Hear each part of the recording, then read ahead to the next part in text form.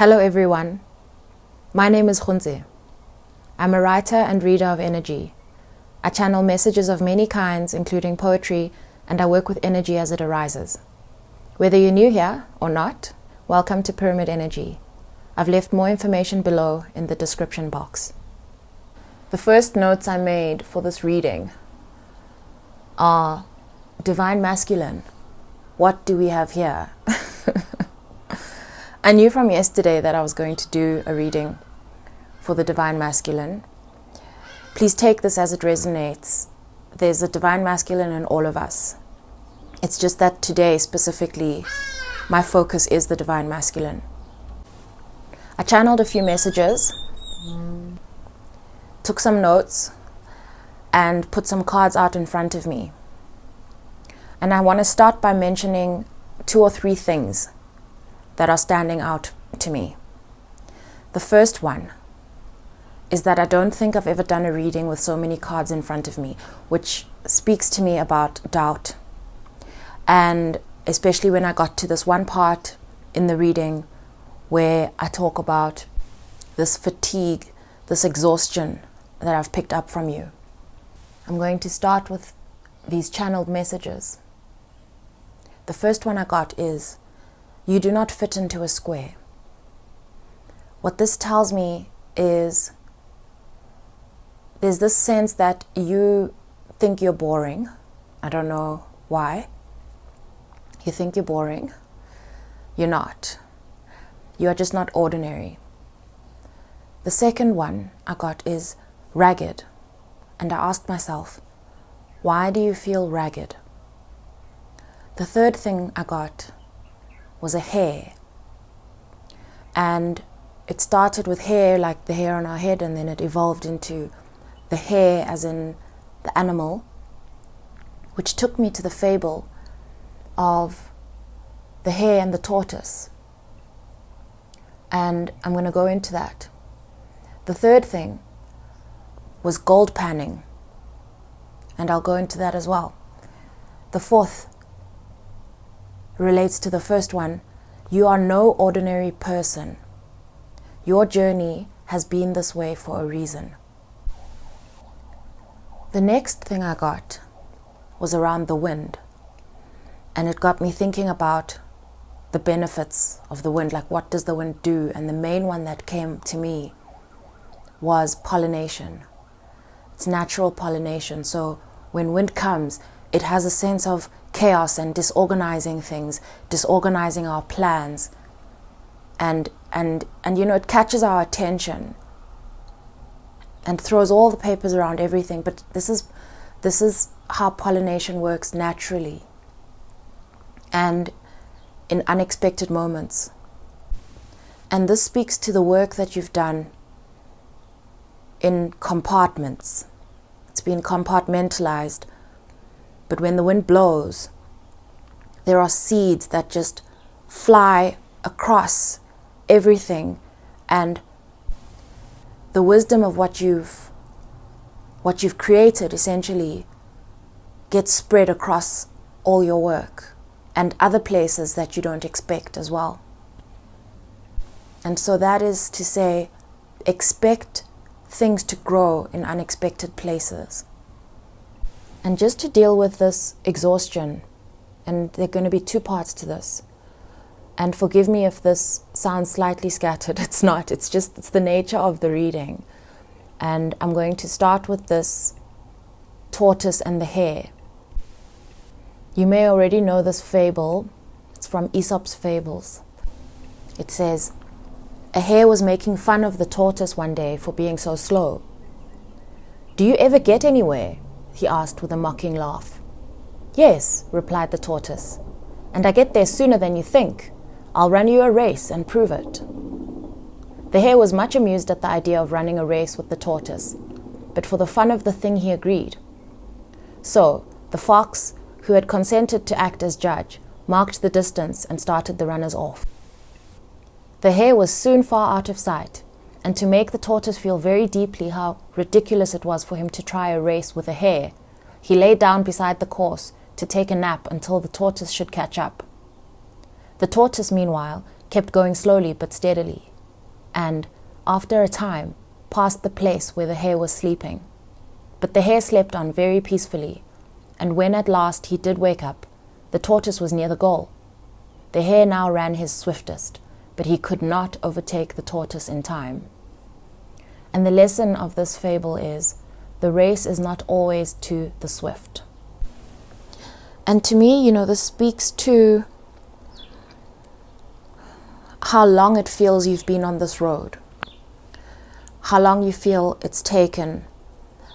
But I've got 3 decks of tarot cards that I used for this reading, and the Fool comes up every single time, which means to me that this is definitely a new beginning for you and one you're going on with faith.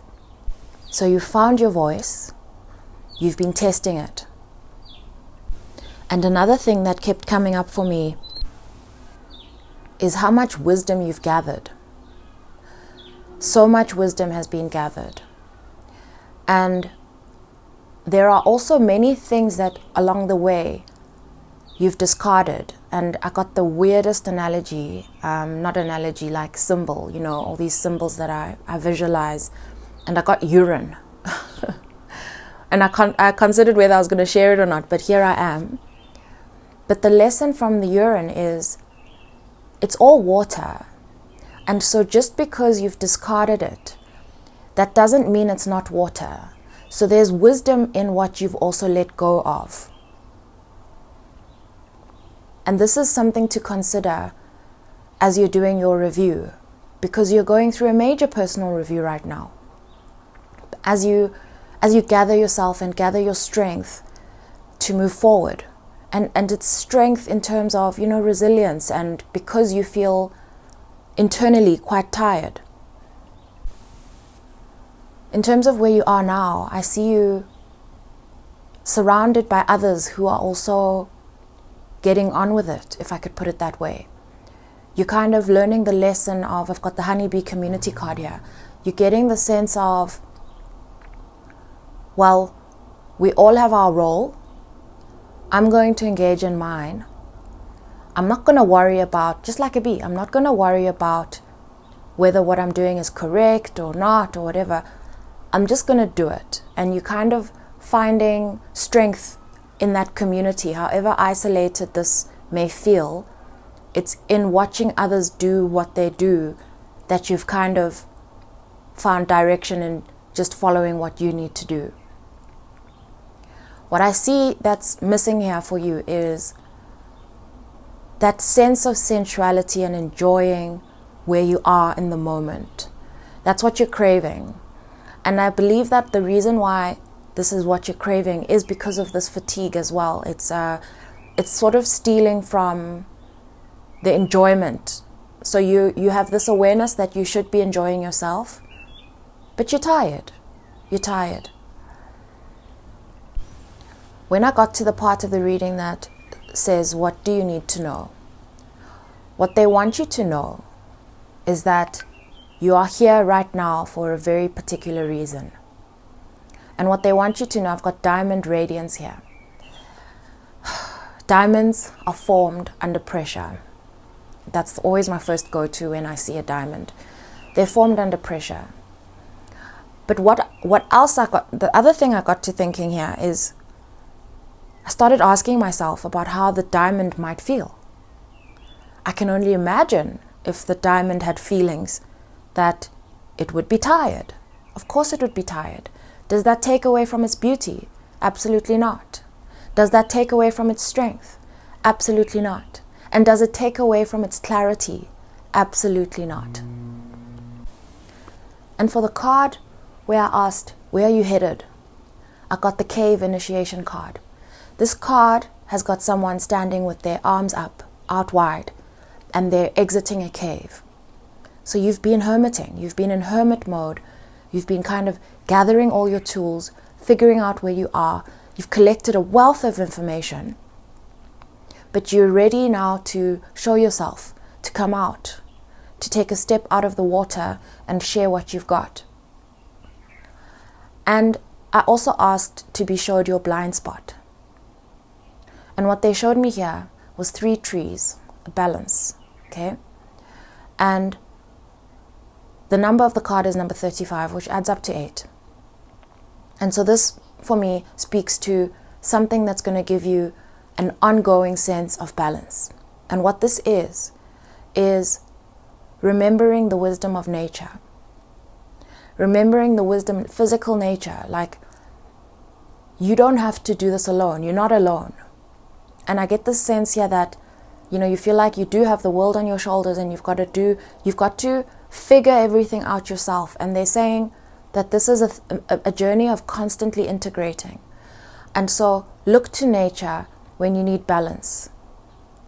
Because with the amount that you're taking in and the frequency with which you're taking in it at, it's too much to expect of yourself that you can handle it all and all the solutions and everything all at once.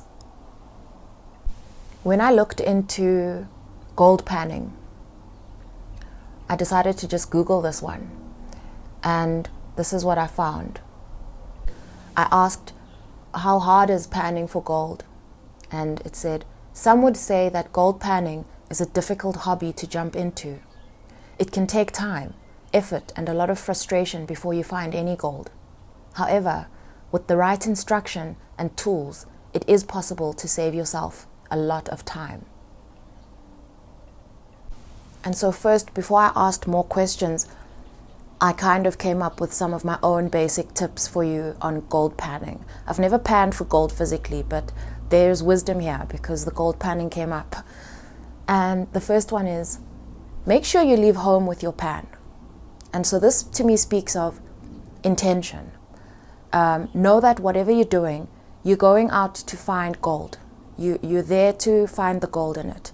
And at face value, it doesn't all appear as gold, but that's the purpose of panning. The second thing is find yourself at the right river. Find yourself at the right river. And to find the right river, you use your intuition. This is what you've been doing the whole time. This is just a more conscious approach to where you're finding these nuggets. And the next question I asked was, what makes a good gold panner? And for that, I had to Google it. And it says, when looking for a pan, you want a pan with a wide bottom. If the pan has a narrow bottom, the gold has a hard time getting to the very bottom of the pan. It will hit the side and stop before it gets to the bottom. And this, to me, spoke about keeping an open mind. Keeping an open mind, not letting go of ideas that you've come across. Okay, so something led you to that place and you've come across this, to not discard it immediately just because of preconceived ideas. So you need to keep it wide, otherwise you'll lose a lot of the gold in the process of panning. And this reminds me, it takes me back to the urine analogy, because it's the same. It's like, just because you've walked away from something doesn't mean that there's no gold in there. And really, it's getting awkward, because as I'm thinking about it and referencing urine as water, I'm just thinking about the color of urine, and that you could look at it as golden.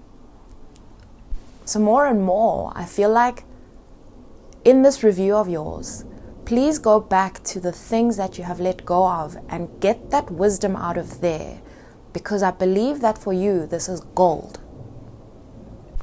And I see here that the approach you've taken is you've had a very directed approach to figuring things out for yourself.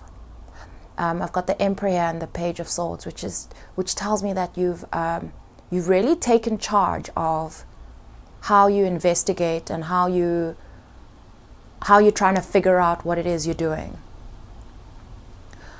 And at the same time, you've really taken the time and effort to go deep into yourself, to get really honest with yourself about what lessons you're learning, what you're being showed, what you need to remember. And this is out of wanting to make sure you move in the right direction so that this brings you success. You're also taking care to make sure that wherever you find yourself, whatever you go into is going to give back to you in the right way. And this is not necessarily not limited to money, and not necessarily about money, but it's also about the joy, whether this thing is going to balance you out. You're moving very cautiously in a good way, all the while very much aware that this new beginning is a big one for you. It's a big one for you. I have to say that again. And you're also not sure where you're going to draw the strength from. And at the same time, also very much aware that you're moving very quickly towards enjoying this thing. It's like you just needed something to lift some of your concern, a little bit of your confusion, so that you can quickly move into enjoying what you're doing, because enjoyment is a very big part of this process. It's important. And I also picked up a partnership that you have your eye set on. And what I want to say, partnership can mean many things. But this partnership came out in 2 of these spreads. And I've got the Empress card. So this partnership could come in the form of an Empress, someone who shows a lot of value, seems to have many of her stuff. Her, I'm using her because it's the Empress card. We remember that masculine and feminine, and we all have both of these aspects within us. But this very much presents as a person in the form of a feminine who has put a lot of work into what she is doing, but it also comes through as this feminine aspect of yourself, this part of yourself where you found your value internally. You've been attracting opportunities towards you through self-compassion, through being aware of your value, and through a dedication to yourself. And so now these 2 parts want to meet. And this is where your effort is coming in. This is where your effort, your considered effort and your diligence is coming in. The word vigilance, the word vigilance also came up here. I do see a very vigilant person, which I believe is a masculine trait. It is a masculine trait. And I see you here moving into a space where you're going to be working as you go, adding to your stuff as you go. No matter how small, you have faith in what you are manifesting, and an understanding that its power will only be revealed as the manifestation is revealed. I also see you receiving information and communicating it in a completely new fashion. And this, by new fashion, I mean new to you, and I also mean new to others. So even with all of this that's going on inside of you internally, there is something really refreshing about what you have to offer. And that word came out just like that, refreshing, which also reminds me of the energy of a diamond. It is refreshing because we don't often see something like this, something so clear and something so radiant. Moving more into this partnership that you've set your eye on, what they want you to know about this is, okay, so obviously you don't really know how it's going to turn out, and it's just your intuition telling you that you want to work with this person. And you've got a lot of sparks. The word sparks also came up earlier. You've got a lot of sparks from your intuition around this space. What they want you to know about this person is that they've spent a lot of time working on themselves. They've got their own their own version of fatigue that's at play here. And that what they'll need from you is for you to be very clear about your intentions. They also need you to keep an open mind, because the way that this either progresses or doesn't is going to have wisdom in it. And also whatever happens, whatever decision is made here is going to be very much intuitively based and very much representative of this new beginning. So whatever happens in this conversation or this engagement is going to have information for you on whichever way you're moving forward. It's gonna empower you. Whatever the outcome is going to empower you, because you're gonna have more information, more value out of whatever it is you have in mind. The last thing I want to touch on before I close this reading is they want you to embrace surrender in order to deal with this need for balance and this need to deal with this exhaustion. The reason you're exhausted is because you are considering all possible outcomes of every single thing you touch. And you're questioning yourself. You're questioning yourself a lot as you go. This is depleting your energy. And so they want you to start recognizing yourself as though you're the onlooker, okay? So you're now the observer of yourself. They want you to see the diamond for what it is. See the value in what you're doing the way someone else would be seeing it. The value. And so this requires you to recognize the doubter within yourself and where that doubter doesn't serve you.